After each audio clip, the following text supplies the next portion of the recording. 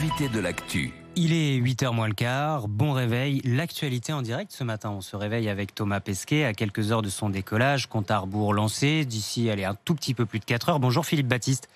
Bonjour. Président du CNES, le Centre National d'Études Spatiales. Alors décollage en principe 11h49 et 2 secondes, c'est très précis, à Cap Canaveral. Ça devait être déjà hier, et puis ça a été reporté à cause de la météo. J'aimerais comprendre pourquoi la météo a un rôle si primordial dans le décollage d'une fusée. C'est simplement, en fait, ça induit des perturbations à la fois sur la trajectoire et vous voulez avoir évidemment un suivi parfait et une connaissance parfaite de la trajectoire et une maîtrise complète. Et donc, dès qu'il y a la moindre incertitude sur la météo, tout de suite, évidemment... Donc, il faut un ciel absolument dégagé, une météo parfaite, pas de vent. Exactement. Bon, sinon, ça retarde. Voilà. Regardons un peu le planning de Thomas Pesquet, Martin Bourdin. Qu'est-ce qu'est en train de faire Thomas Pesquet, là, à la minute où on se parle? À la minute où on se parle, il est en train de terminer un briefing météo. C'était évidemment, on l'a dit, l'un des moments clés pour savoir s'ils vont pouvoir décoller. Tout le programme est donc timé, minuté. Depuis le réveil qui a sonné à 5h09 pour Thomas Pesquet, heure française, 23h09 en Floride, donc en plein milieu de la nuit. Et dans 3 minutes, maintenant, il va commencer à enfiler sa combinaison. Alors, je ne sais pas si vous les avez vues, ces combinaisons. Si vous nous regardez sur RMC Découverte, vous pouvez peut-être les voir. C'est des combinaisons très blanches, modernes, un peu futuristes. On les croirait sorties d'un film. Et pour cause, c'est un costumier d'Hollywood qui les a créés. Un costumier qui avait travaillé sur des films comme Black Panther, Batman ou encore La Planète des Singes. Bon, c'est très paillette aussi, tout ça. SpaceX, c'est la deuxième fois qu'on part dans l'espace avec cette fusée SpaceX. C'est risqué, c'est un pari risqué ? Je pense que SpaceX a montré une très grande fiabilité au cours des années précédentes. Après, comme dans chaque vol habité, il y a une part évidemment une part de risque, mais qui est vraiment très maîtrisée. Et aujourd'hui, c'est vraiment la sécurité d'abord. C'est ça qui est important. Il y a un nombre de procédures de sécurité absolument considérable et tout le monde est très confiant aujourd'hui et enthousiaste. Et Thomas Pesquet, le premier, d'une grande sérénité, d'une grande confiance dans son voyage. Une fois qu'il s'installe, une fois qu'il a sa combinaison, direction le pas de tir, Martin Bourdin, là aussi dans des conditions particulières. Il y aura 14 km à faire entre le Neil Armstrong Building et le pas de tir. D'habitude, les astronautes font ce trajet en bus. Là, on est chez SpaceX, du coup, ils vont y aller dans des Tesla.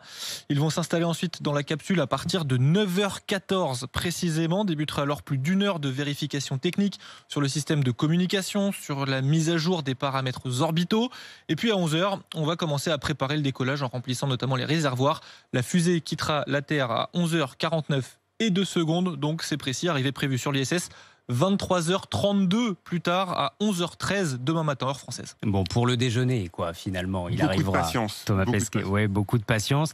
Sa vie, une fois à bord de la station, d'abord, c'est encore plus strict que la dernière fois où il y est allé parce qu'il y a le Covid désormais.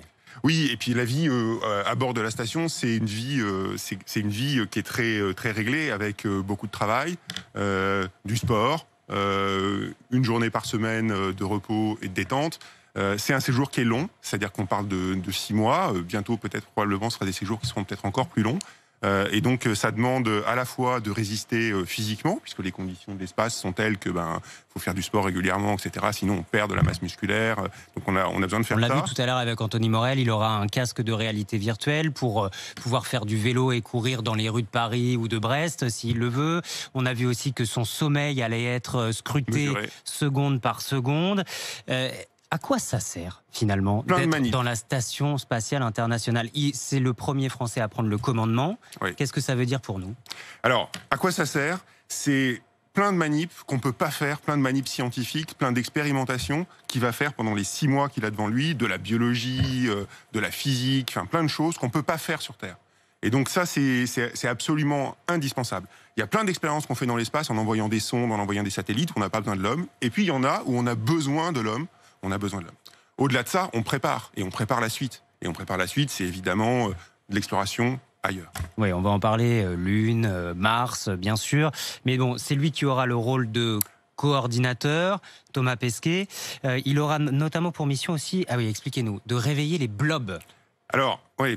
Peut-être commandant de bord. Commandant de bord, c'est beaucoup. Je réponds à votre question précédente. Allez-y. Commandant de bord, c'est beaucoup aussi un travail de en cas d'urgence, s'il y a des problèmes particuliers. Autrement, vous savez, il y a énormément de choses toutes les décisions sont prises en liaison avec le centre, donc avec la NASA, qui va qui va en permanence prendre les grandes décisions, etc. Après, il y a des situations qui peuvent être exceptionnelles, où vraiment le commandant de bord a un rôle, C'est lui le chef. un rôle important, absolument. Et puis, donc il fera ça vers la fin de sa mission, dans la deuxième partie de sa mission.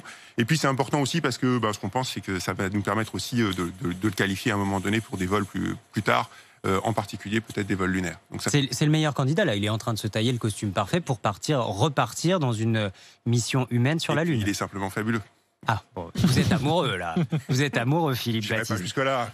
Pour tout ça, pour prendre tous ces risques, est-il vrai qu'il est payé 7 000 € par mois? Ah, je ne sais pas vous répondre à ça. Donc, On n'a pas d'informations. Bon, d'accord. Parce qu'il y a des chiffres qui tournent comme ça. Je voulais simplement vérifier. Aujourd'hui, c'est un astronaute de l'ESA, donc c'est une question qu'il faut poser à l'ESA. Donc, les blobs, c'est quoi? Alors, c'est une expérience qui est hyper intéressante et surtout qui va mobiliser plein de jeunes partout en France.